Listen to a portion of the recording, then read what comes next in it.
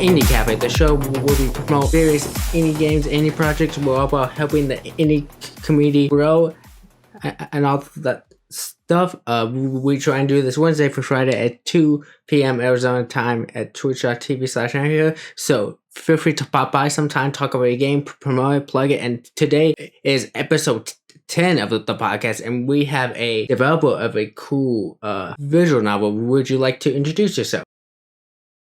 Yeah, I go by Bagel, and I'm the developer of Once More. It's a visual novel about love and loss. Currently, it's on itch. You can wishlist it on Steam, and we're also currently campaigning on Kickstarter with over 100 backers as of right now. Cool. So, where are you originally from, if you don't mind me asking? I'm from Texas, the Dallas area. So, did you play a lot like games growing up? Yeah, when I was a kid, it was mostly Nintendo, and then I stopped playing games for a while and just got into anime. And recently, over the past 2 or 3 years, I've been playing all the games I missed, like The Witcher and new stuff like Dark Souls. I was really bad at first, but at some point it clicks. No, I'm bad at all games. It's kind of a talent of mine. So, what are some of your favorite games then? That's a great question. Right now I'm really into the Trails series. It's a JRPG. I played a little bit of one of them. I think it's one of the first ones localized in the West. By here, it starts in the middle of the series or something. I heard the release order is kind of weird. The Cold Steel, was it? No, it was one of the ones before that. So Sky.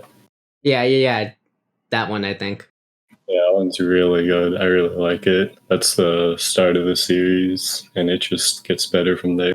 Yeah, I am a big JRPG fan. I like Kingdom Hearts. I like Tales. I like Kingdom Hearts. I like Tales. I can't think of some. Those two main JRPG series I'm a fan of. Okay, I haven't played Tales, but my friend was really into Kingdom Hearts, so I played through all of them, and the only ones I really liked were 2 and 3, and then Birth by Sleep. Yeah, those are the good ones. Kingdom Hearts 2 is considered the best in the series, and I know a lot of people don't like Kingdom Hearts 3. Well, no, it's mixed in the fan base. I enjoy it. I think I'm not sure. I'm really mixed on how I feel. There's the Kingdom Hearts fanboy of me that really loves the game, and then there's the more critical reviewer version of me that's no, that's wrong. Why do they do that? So I'm conflicted within myself. Yeah, I understand that. I mean, after 13 years, I felt like the game could have been bigger, but I had fun the whole time. Yeah, but you can tell they put a lot of passion into that. It's not like they were trying to rush it. You could tell that they worked the hardest, and from a technical aspect, it's the best looking of the Kingdom Hearts games. Yeah, I thought it looked really good, and there's definitely a lot of passion in there. Yeah. So, do you watch a lot of anime? Yeah. Right now I'm not watching anything that's airing, but I've been catching up on Black Clover. Yeah, it's pretty good actually. I thought it was gonna be bad. Yeah, no, I remember hearing about that, and people complain, and particularly complain about the main character's voice or something like that. Yeah. If you watched Fire Force recently, it's the same main character voice actor, and he does a great job. The main character is really only annoying for the first episode, and then after that, I really liked it, just the delivery. I really don't watch as much anime as I should, and the longer I go without watching anime, the harder it is to get back into it. Yeah, I definitely feel that. Which ones have you watched recently? Well, what? It's been a while, man. What was the most recent? I can't even remember that. That's how long it's been, man. Like, no, man, even that was like a while ago. I think that the last one was like My Hero Academia, like season 3, and I haven't even finished season 3. So, Oh wow. I watched the first season, like a few episodes, and I just binge read it. It's really good. I like it a lot. yeah. I've prefer well watching the anime because I feel like you can really only experience a story once. So, Yeah, so I feel like I'd have a more connected experience watching the anime. yeah. For My Hero, like there were in the most recent season, there are a few things that they cut out of the that were present in the manga Oh, that I really wanted to see. oh, Yeah, really? Like important stuff, or just like narration that made some of the scenes more hype. yeah, Like in one of the fights, yeah. I was kind of sad. Narration can be like tricky to adapt into an anime, though. Yeah, I think they did good with what they had for the budget, but they animated one of the fights like way better than it was in the manga. Like when there's action scenes in a manga, I have a really hard time following what's going on because it's just like black and white. Yeah. Since we're on My Hero Academia, what's your My Hero Academia like live action movie pitch? Like, live action movie pitch, like if I'm directing it or if I wanted. If you're directing it, like who would you cast? Oh, that's a really tough question. Um, I kind of want Captain America to be All Might. Chris Evans. I would cast that. Okay, here's my casting. You may agree or disagree. Okay, All Might, The Rock. Come on, he would be perfect for All Might. Yeah, he's got that cheesy delivery line stuff from the Tooth Fairy. Yeah, he has that like charisma and like he'd be a perfect All Might. At least bulky All Might, skinny All Might. I don't know how they would pull that off. So Yeah, maybe Michael Cera would be like a good Deku. I feel like he's got the same hair.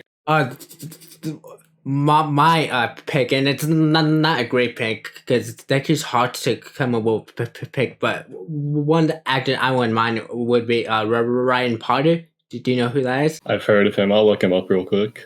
He voiced a hero in Big Hero 6. He also plays Beast Boy in the Teen Titans live action TV show. Oh, okay, I'm originally known from playing in a Nickelodeon show called Super Ninjas. I didn't watch that. Yeah.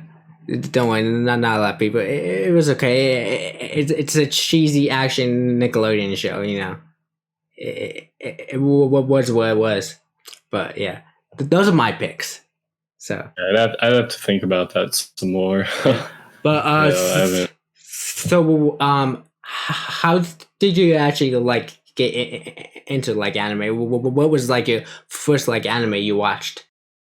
The first anime I watched was Death Note, and the only reason why I watched it was because on Steam, one of my friends' usernames had Death Note in it, and I was like, "Isn't that an anime?" And, like I just had that vague feeling, and so I just decided to watch it, and I really liked it. And from there, I watched Bleach, and then probably like Sword Art Online, Attack on Titan, all the popular stuff. Do you I like? branched out. Do you like Sao? I did. I liked it a lot, and then I read all the criticisms about it and just like heard them, and I was like, "Huh, maybe it wasn't that good." But I'm still watching the new one because it's fun. Yeah, I like it. So I've only watched to the end of like Gun Gale Online, and that's when I like stopped. So, but of what I have seen, I do enjoy. So Yeah, the new season's been pretty good. It's not like annoying or anything.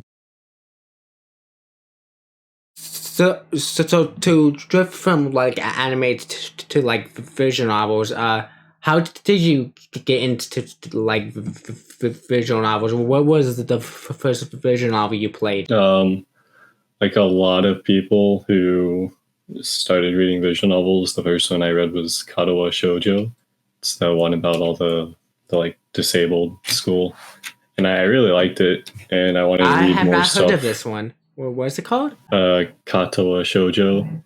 It, I don't think it's as popular anymore now that Doki Doki Literature Club came out. It's kind of like overshadowed Katawa Shoujo as the English fee into play.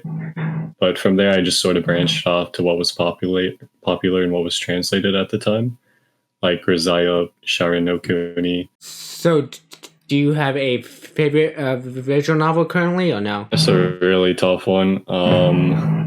I think Rewrite currently holds that, but I've been reading Umineko recently, and that might be my favorite. Well, we'll see. I got to finish the last episode. My and I'm talking visual novels, I'm not like anime adaptations. But my favorite visual novel probably right now is Steinscape. Oh, that was a really good one. I watched it, but I've heard the VN is just as good, if not better. Oh yeah, it is, and there's some very interesting routes that the anime did not adapt, and thank God they didn't adapt them. So why? What made you want to make a visual novel as your first game? Let's Oh, see. is this your first game? Have you made other games Yeah, for this? I made one VN before, but it was just like for a game jam, so I don't really count that as like anything that I advertise. It was super short, really bad.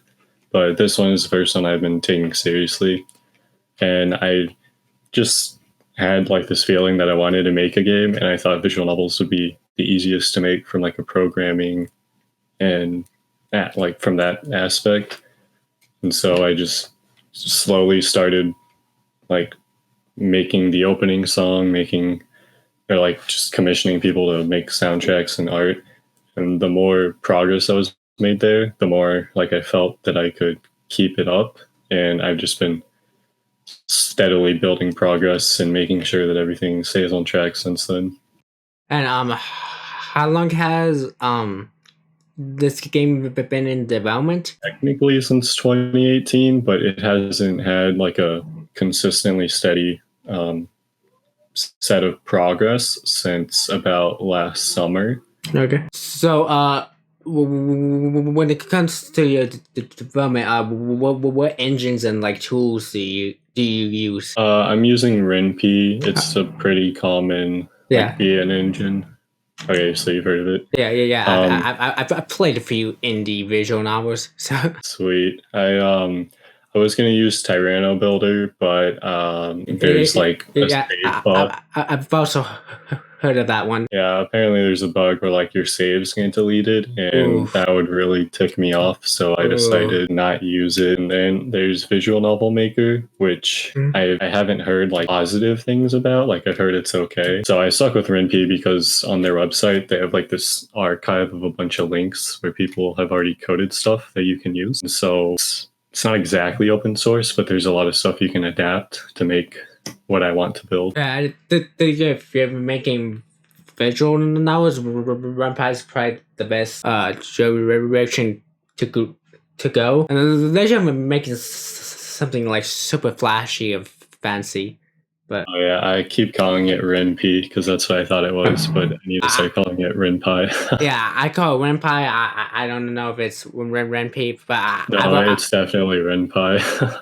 I've always called it RenPy. I don't know. But so one aspect I really love about your game is the UI. That UI is clean and like sick.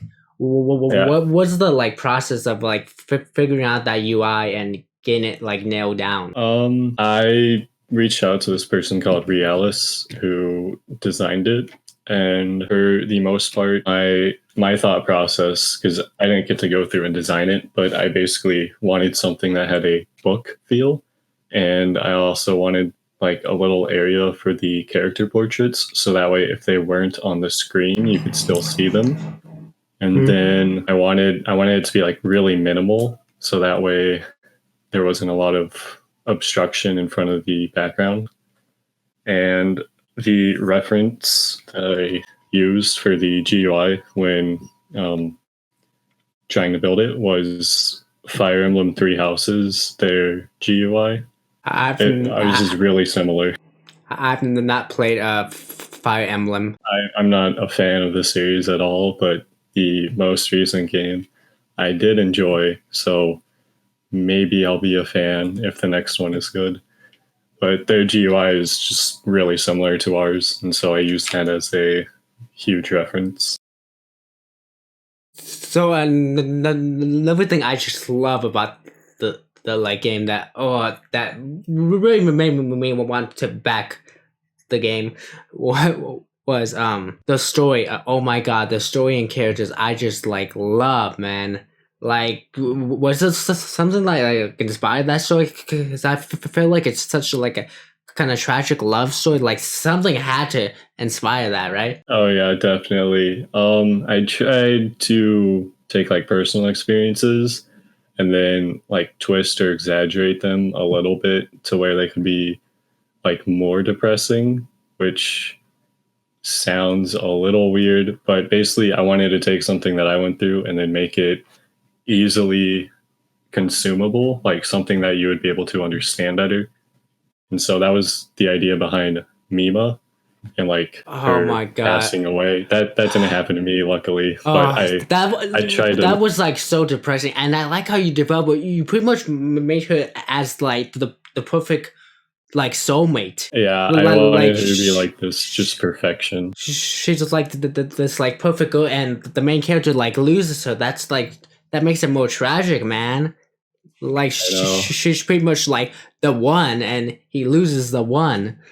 I know. I thought like that would be a lot more relatable because now like online dating has gotten popular. Stuff like ghosting and all that is prevalent. So anyone who's ever like felt any sort of loss in that way. Oh, so if you don't like mind me asking, is it ever going to be explain what happened to Mima, or is it gonna be left ambiguous? I'm still kind of trying to figure out how exactly I want to reveal it, but I'm basically currently developing like 2 different ways it could go. Okay. And so I do want it to be explained, but I depending on how I choose to have her be killed, it'll either like explore the character side of it, or it'll explore the like aftermath of it more. I'm gonna need tissues when I play your game. Oh yeah, I wrote for like the true route, I wrote out Shifa's ending, and I wrote like a particularly like gut wrenching scene that I think will get people to cry. I'm kind of excited to have people read it. So that's another thing I want to touch on. How many routes are there going to be, and is there going to be a true like ending? There currently is 5 routes planned. Mia's route involves like the AI that she's building, developing, and turning more human. And so part of that route will have like an ending with the AI. She'll be designed soon. So she can kind of count as a 6th heroine, I guess, in a route. But it's more like Mia's route in one of the endings. So at least 5 routes, or no, 4 routes and then a true route with Mima and Shifa. And the true route will be like all of that story. And then at the end, it'll be like a Mima ending and a Shifa ending. And which one is canon, I'll kind of leave up for debate. Ooh. Do you think it's better to have like a canon ending, or let the like reader make the interpretation? I like a little bit of both, and what I I try to do like a little bit of setup in the demo to make it to where any route could be considered canon, depending on how you look at it. But like that'll be explained, and once the reader gets to the true route. Cool. So we've talked a bit about Mima, but like, how important was it to get that character right? Because that's pretty much like an important aspect of the story. Like everything like is drawn from like what happened to like Mima. So how important was it to get that character right? And did you have like difficulty like getting the character right? Yeah, writing out her dialogue sometimes I had to like redo it to make it correct because I wanted her to like be that like the one like just perfect in terms of waifu material. But a really good reference that I had was I played a game called Atelier Rorona, and the main character. I love the like Atelier games, man. Good stuff. Sorry. Me too. Rorona, like I try to use her as like a role model because there are a few lines that she said where she was like, "I'm so happy to see you," and like other stuff like that, and I was like, "That's the kind of energy I want. I want to capture." So if you don't mind me asking, do you have a favorite like Atelier ship? Sturk and Rorona. And you gotta go for the Yuri route. Sorry. Okay, let's get back on topic. You were talking about Mima. Yeah, I just used Rorona as her main reference, and that really helped in some areas. And then I also like added my own touch to make her more relatable and kind of slightly Western. So to kind of talk a little bit about characters, one thing I liked about the demo is it was pretty much completely like, besides like the main character, it was completely voiced, and I was surprised that it was like completely voiced because usually revision was only partially voiced, but then when I thought about it, I was like, oh wait, this is probably just for the demo to help like sell the Kickstarter. So do you think having like a fully voice demo helps your Kickstarter? I think it helps people who like English voice acting appreciate the game, but I've gotten a fair amount of critique about using English voices. I think a lot of that is due to like a few years ago, the English dub market being a little just not as experienced as the like Japanese voice acting industry, where you go to trade school to learn how to voice act. But I've noticed, like, since Nier Automata has come out, like English voice acting in general has become pretty quality. And so I wanted to pay respects to the fact that I'm a Western developer and include English voice acting. Yeah, I really like the voice acting. You picked a good cast. So how did you go about like finding your voice talent? I started off just sending out emails to voice actors and actresses. Xanthiwin, the voice of Shifa, accepted. She was the first VA I picked. And then from there, I held auditions for Yuria, Cami, and Nia to try to find like a matching voice for them. And then Mima, I think I don't remember if I picked her personally or if it was a vote, but Twitter has like a really good voice acting community. So if you have a project, odds are a voice actor or actress will follow you and they'll be interested. And you just say, hey, I'm ready for voice actors. Come here. Yeah, networking with voice actors, if you're indie dev, I think it is very important. Because not to just say give you more audition, depending on the voice actor actress that they'll like tweet and like retweet about your like casting call or even just like your project. So that could be a useful tool. Yeah, they've definitely all gone above and beyond in terms of helping promote the Kickstarter and the project itself. So I really hope you're able to get that stretch goal to have the game like fully voiced. But if you don't reach that stretch goal, what would allow you to be able to have a fully voiced game? Like how can people like help you get that fully voiced game if you don't reach the stretch goal? I haven't thought too hard about other ways to fundraise aside from the Kickstarter. I wanted to see how it would go first, but if a stretch goal isn't reached, it'll just we'll have like slightly delayed development, and then this summer I'll try to pick up like a second job or something and see if I can make it work. And I'll also try to come up with ways to be supported. I've heard Patreon is good, but Yeah. it'll really just depend on interests. Yeah, I mean, I'm pretty sure your game's going to get like funded. It's just reaching those stretch goals is going to be the challenge. So Yeah, I'm hoping we can do it. I know the voice actress for Yuria said she'll cosplay as the character if we get funded for the voice acting. oh, that'd be so cool. So I know, right? Oh, you good? yeah, it's always like cool when voice actors cosplay as the characters. Yeah, I agree. I've seen like a few of them do it, and Like it's always really exciting. like to be a voice actor. I mean, actress has like cosplay as the character. You know. Yeah, that was really nice, Kira Buckland. Yeah, so if we reach it, we'll get to see that, and that'll be exciting. Like the first cosplay of a character I created. I'm looking forward to getting like first fan art or like even first fan fiction. I think that'd be kind of funny.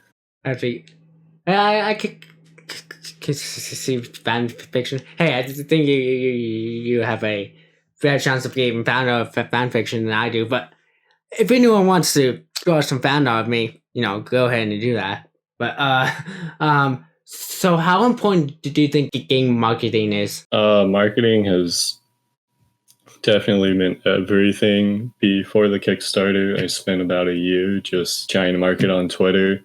It was a little bit difficult because you have to have progress that's steady.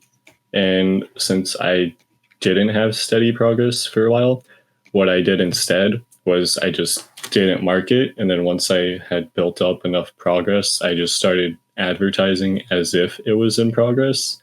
Like, here's the sketch, here's the finished piece. So that way people could see the game grow. And yeah, I think it worked. And then if I saw someone was interested in visual novels, I'd follow them. And if they followed back, cool. If they didn't, I'd wait 3 days and try to find more people to follow, because Twitter likes to flag you if you try to market too hard. But that was my strategy. There's plenty others. When you follow other like visual novel developers, do you like take an interest like in their game? Like ones that I follow. Yeah. Because you said part of your marketing strategy is to follow like random like visual novel creators. Yeah, there are a few whose projects I've taken interest in. Unfortunately, most of the time, like currently, there's so many that are in development. It's a little bit tricky to find the developers who've released the game, or at least like outside of game jams. But I mean, Ebihime is pretty popular for being a VN developer, and her games look pretty nice. Because my whole Twitter philosophy is you shouldn't like not do follow for follow, because that doesn't like help anyone. It's to like build a community.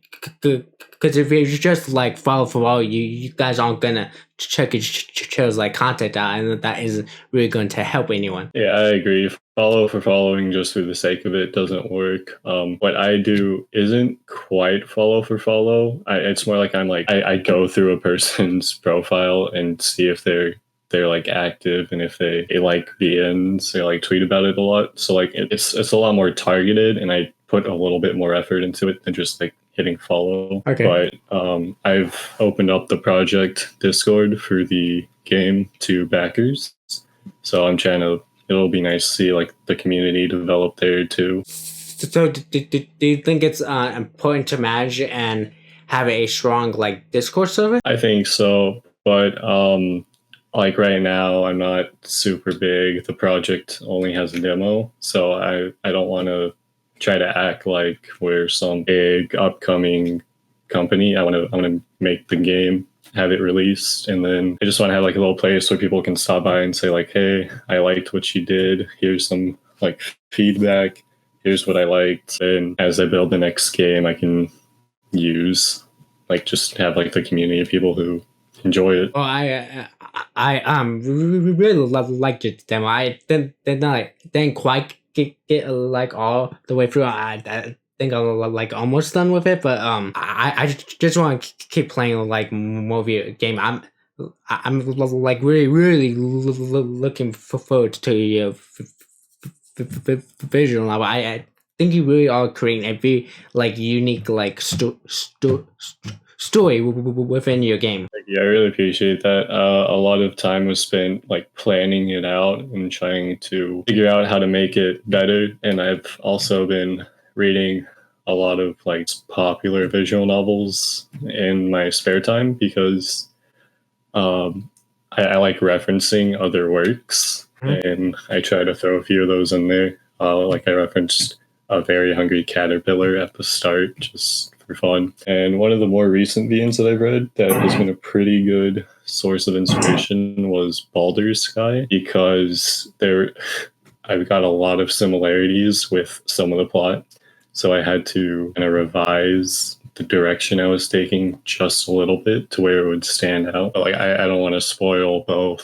So so when it came to like making a Kickstarter, how did you like determine like how much money you needed? I basically estimated like based on what I had and like what was needed for the amount that we already had, and then the expected things that we would need for what we were planning on making. And then for coming up with tier prices, I went through like every single visual novel Kickstarter and I compiled all the data. And a friend of mine who's like really awesome in finance created like a regression to get all of the prices that would be most efficient. And so far, I think pretty much all of the tiers that I made at the start have been backed. So at least I know those work. And then some of the newer ones I've made, we'll see how they do. Yeah, it's good to have like someone who's good with like finances, because we're not all great with finances. Because you know, game designers are like designers, not like business. But I feel like as things evolve, you do need to like learn some business skills along with the design skills. Do you agree with that? Yeah, definitely. I've been picking up on just like accounting and basic finance to sort of manage everything. So, do you feel like your Kickstarter's on track so far? Or? Yeah, I know most Kickstarters are like in a U shape, so towards the end they kind of have a spike in progress, and I think had a nice like steady build up of people who've played the demo on itch. I can see like how many people have downloaded it, and at least one person has been downloading it every day. So it's exciting to see people play it. And I've noticed there's like a few other visual novel Kickstarters going on right now. I think 2 of them have been funded that have been launched around the same time. So Yeah, there's quite a few visual novel like Kickstarters. So did you find it like challenging to make yours unique and make yours like stand apart? Because I feel like after a while, a lot of like visual novels start to like feel and look the same. If that makes sense. Yeah, that makes sense. Unfortunately, I was like the first one to launch out of all the ones that I've seen that launched and are ending like the same week as I am. So I didn't have the opportunity to try to specialize mine to make it unique, but I've gone and updated it, like including reviews. Before this call, actually, I updated like the wishlist on Steam link to just be like the wishlist on Steam button from Steam. I just set it as an image, but other than just like trying to like constantly update it to have additional designs like for the acrylic charms, there's not too much that I think can be done. It's just like having that constant stream of polish and showing that we take it seriously and that we pay attention to the little details. So, have you played any like other indie like visual novels, and are there any ones that are some of your favorites? Let's see. Kadowa Shoujo was the first one I played. Long Live the Queen, but I don't think that counts as a visual novel anymore. Gonna. Yeah, like I thought it was, and then it got removed from the database. I've got a few VNs I picked up from a bundle that I need to go through, but like I try to read one visual novel at a time. Yeah. So I'm not going to pick up any of the ones I've been meaning to read until I finish Yomineko, and I've been doing that for like the past 3 weeks. So ever since the Kickstarter launch. I mean, visual novels are quite an investment. I just didn't get to ask. Roughly like how long is the final game going to be? I'd say like around 30 hours is a pretty good estimate. There's not really going to be a common route that's present in a lot of visual novels. Instead, I'm one of the stretch goals for development is making a calendar system, and it'll be like a calendar overlay with like the chibis of all the girls, and you can just pick who you see at like what day. And so if you want to that'd be like cute and adorable. Yeah, I think it'll look nice. But like if you just want to focus on one girl at a time, you can. If you want to read everybody's like routes and updates and go for like a harem ending, I think I'll try to do something kind of like funny towards the harem ending. But basically, it's like you can either focus on one girl, you can focus on all of them, but after a certain point, you have to pick one. So come on, you need like a harem ending. Although there's something planned. But first, we need the gingerbread guy route. Oh yeah, I'm planning on ending like side character endings for a lot of characters. I want everyone to have like a sprite or a face and a name and a voice. Yeah. So giving them like a ending if you spend enough time with them and the route is something I've been planning. Yeah, I love that character. I like his design. I don't know, something about him just like gravitates towards me.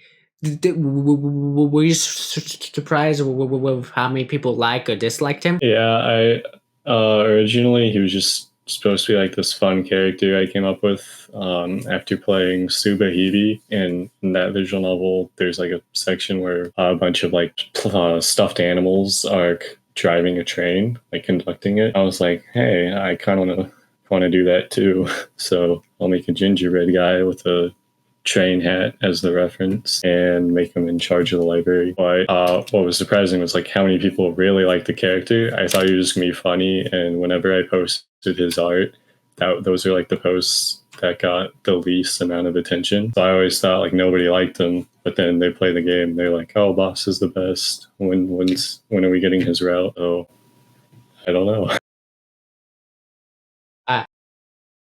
Well, I think he's a pretty cool character. So, what do you think of some of the strengths and weaknesses like of like your Kickstarter? Like, what some things you did right, some things you didn't do right, and if you could hit the restart button on the Kickstarter, what would you do differently? Honestly, I probably would have done it like a month later and just created a little bit more assets ahead of time. But I wanted to also like have assets I could show being built during the Kickstarter. So it kind of worked out. Just the fact that there's a ton of other visual novel Kickstarters that all decided to launch in like the same month. But to people, there's always a lot of like visual novel Kickstarters. I feel like no matter when you launch, there was going to be some like visual novel like competition. Yeah, that's very true. So that might not have been avoidable either. Things that I think have worked are just like the amount of time I spent figuring out the rewards and the tiers. And I looked at a lot of other Kickstarters and just like limited editions for games as inspiration, because planning on like doing all the shipping and everything myself. So trying to make it like manageable for me, but also like cost effective for the backers is something that I spent a lot of time figuring out. Yeah. So I think we're pretty close to like wrapping this up. So do you have like any like goals for the future? Like, would you want to see your game in the future? Would you want to see your career? I think it would be really awesome to get like an anime adaptation, but I highly doubt that would happen. You would you would have to get published like localized in Japan, and even then, like very unlikely unless you like actually made it in Japan. Then you might have a better chance. But So I don't know how like adaptations will work. I don't know if those regulations or guidelines or they have a process of how they like choose what to adapt. So yeah, it's mostly investment based, but I will see. My going forward, I've got 2 more games I want to make. I haven't really thought about anything past that. The current goal is to have this finished sometime next year. The exact time will depend on the stretch goals we meet and when I can say like the game's finished. And then after that, I'll have a cafe sim management type game. ooh. I think will be real. Call me up, 906 the cafe, cafe, Definitely, it'll be interesting. It'll be mostly a comedy, and then I'll try to take it in a fun direction towards the end. Man, I think it'll probably. I want to play that game now. I'm really excited for it. It's gonna be mostly comedy, and it's probably gonna be released in 2 volumes.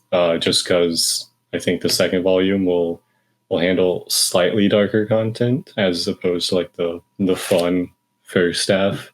And so I'm gonna do that to avoid like ratings against the first half.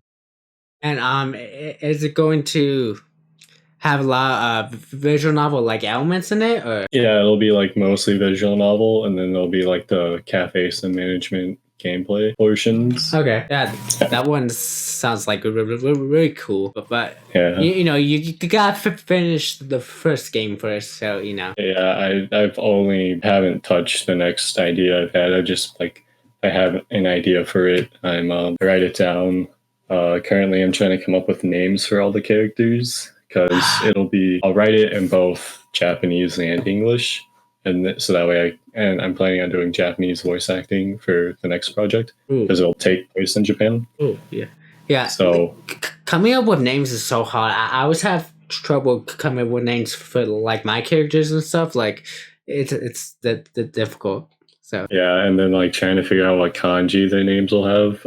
What I've been doing is I've just been using like colors in the names and just like kanji with colors in it. Like Kuroiwa is a good last name, and like Akane is a good first name, and those have like black and red in there as the kanji. yeah, that's freaking my can't wait for your second game. If it's gonna be as good as this like first game. The goal is to be better every time, but I'm trying to make once more as the best it could possibly be.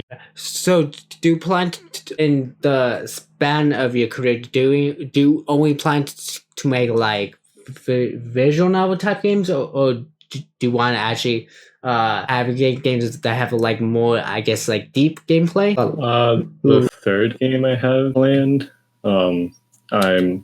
I want it to be like a lot more action focused, kind of like Momodora or Minoria. I don't know if you play those. Maybe like Hollow Knight is a good. I've heard of Hollow Knight. I have not heard of the other ones. Yeah, I don't. I'm still kind of torn because I feel like it would work really good as like a JRPG, but I also kind of want to highlight like the combat aspect. So if I can find some sort of combination of like between those that'll work that I can use, then that's what I'll go with. So, do you have any final words you want to say before we like wrap things up? I guess just like the usual, like check me out on Kickstarter, play my demo, all the fun stuff. But seriously, thanks for having me. This was pretty fun. Yeah. Oh, one more question that I forgot to ask. So, did you like reach out to any content creators? Yes, I've reached out to quite a few. I recently updated the Kickstarter to show like links. For visual novel streamers, I had JRPG Dragon stream, I had Chris stream, and then Far. Those three on top of you have streamed it. I hope I'm not forgetting anyone. And then I reached out to like Joe Taku to write an article about the Kickstarter, and we got on GMA News Network, which is like the #1 Philippines like just news site, I believe. Ooh. That was really cool. There's another like visual novel like I think website or blog that like covers a lot of visual novels. I can't remember the name of it. I think it's like called Nook something or something like that. On Nook Gaming. Yeah. Yeah, we also recently got on that. Ooh, that's pretty cool, man. I hope with all these like people covering your game, it accumulates to more baggers. Do you think like getting exposure for content creators is very beneficial for you? Definitely. Some of the people who've commented on the Kickstarter page have name dropped like the content creators that they came from. And so if it wasn't for them, I think the game would have been overlooked by those people initially. And just the fact that they took the time to play it and I could like hear their feedback, I was just really, really appreciative of that. Cool. So where can people find you? You can find us on Twitter at Malheur Games. The spelling is like MALHEUR Games. It's French for misfortune because most of the games will be kind of depressing, but also kind of fun. That's kind of neat. And all the main characters will have a name that means like luck or lucky too, to like balance it out. I see you're building your own shared universe. I'm trying at least. Yeah. So do you plan to ever have a website? Yeah, at some point I'll build a website for the games, but I want to at least have the game be released, and then I'll probably try to integrate with like Shopify or something if I have leftover like Kickstarter rewards, because I have to order like acrylic charms in bulk, so I can sell those too like on the site, but I need to have all that ready first. Another thing I recommend is I don't know if you have this already, but if you don't, you should like make a press kit. I haven't made that already. I'll have to look into that. Yeah, but I think having a website is beneficial. At the very least, it is a good like landing page to direct people to. Yeah, definitely. As soon as the first Once More is released, I think I will get that created just so we can have something to show off. Until then, mostly I'm just focused on Twitter marketing. Mm-hmm. Okay. Well, thank you again for joining me for this podcast. No problem. Thank you so much for having me. I had a blast. And this has been the Nano's Indie Cafe, where we discuss and promote various indie games and indie projects, hoping to help get games the exposure that they deserve and help grow the indie community. And we try and do this Wednesday through Friday around 2 p.m. Arizona time at twitch.tv/nowhere. And I hope you guys will pop by sometime, and I'll see you guys in the next episode.